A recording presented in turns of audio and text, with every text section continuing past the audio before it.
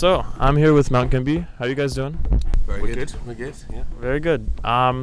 So you guys came out with Cold Spring Faultless Youth, very long album, May 27th, and I assume you guys been playing those songs live. And how's that album doing live compared to your previous Crooks and Lovers album? Well, I mean, I think for starters, obviously the album's quite different from the last record, so it's a different kind of challenge getting the songs live. It's been quite simple really, because we've got a drummer now and he can also play bass guitar and stuff like that. So we've got more hands to play stuff.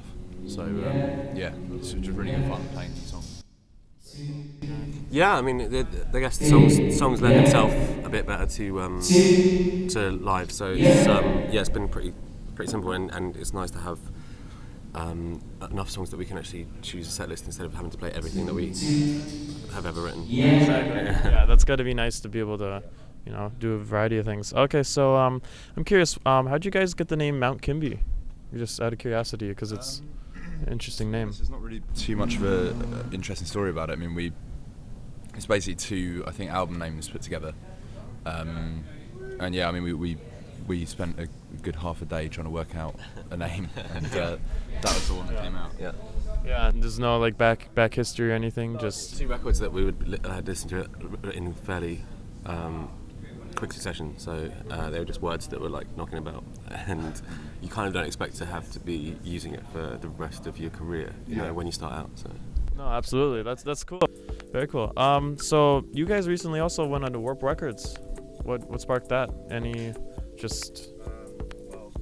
We didn't have a record contract, so we needed to find someone to put a record out, and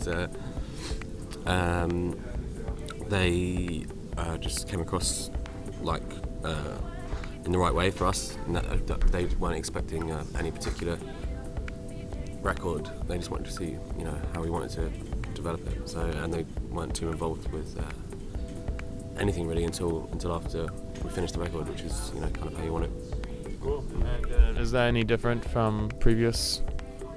Nothing. Not really. Or the main thing is getting the record done, and then after that, there's small differences. I mean, we're doing. I guess we're doing things that you'd hope to be doing on the second album. Just doing more press and stuff like that. And there's more people involved, but it's a similar kind of process. Very cool. All right. Just a couple more. So. I'm curious, what sort of, because I saw this interview where you guys were going around to different studios, checking out different workspaces, trying to figure out what was the best place, most comfortable, and I'm curious, what sort of atmosphere or mindset do you find most easy, most accessible to perform music in? Does that make sense at all? Or? You can go ahead and hold it. Yeah, sure. I think for me personally, I like a place that has quite a strong character to it. And for example, yesterday we played in Milwaukee and we were playing at somewhere called the Turner Hall, and it was just a massive room, but it was obviously pretty older than most things that you see in America, and it just had some character to it and sounded really good. And yeah, just I guess somewhere that's a little bit more sort of interesting than your bog standard nightclub or something like that. I think we played at a couple of really new venues on this one, and it's great because everything works really well and the sound is amazing. But I think we do kind of always, when we come away from the shows, kind of miss playing kind of smaller, shitty clubs as well, because there's something about the history and the energy, and kind of if the place is a bit run down, you can just tell it's been used a lot, and a lot of they always have a really good atmosphere, I think. Mm-hmm. Absolutely. And when you're recording albums, when you guys are recording albums, do you like to work in a similar atmosphere, something with history, something a little more character, or where have you worked in the past, I suppose? Well, before this album, we've always worked at home, so that's quite a different thing. And this is the first time that we've managed to been able to dedicate a space specifically for us to make music in. And I mean, ideally, we'd like something fairly big and open with natural light and whatever. But the actual reality of it is, in London, it's just quite hard to find big enough spaces, and it's heinously expensive.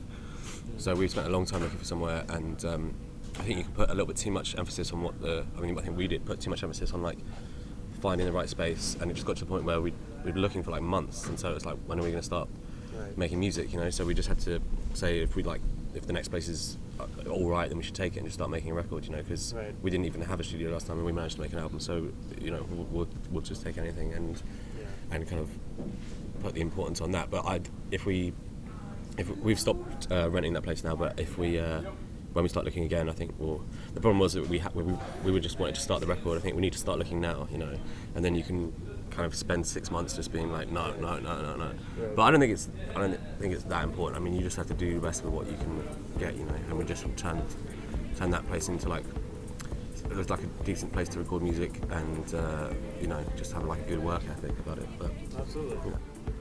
Oh, very cool. That's about all. Thank you so much, guys. Appreciate it. You know.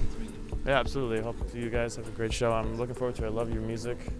I'm a huge fan. Take care, guys.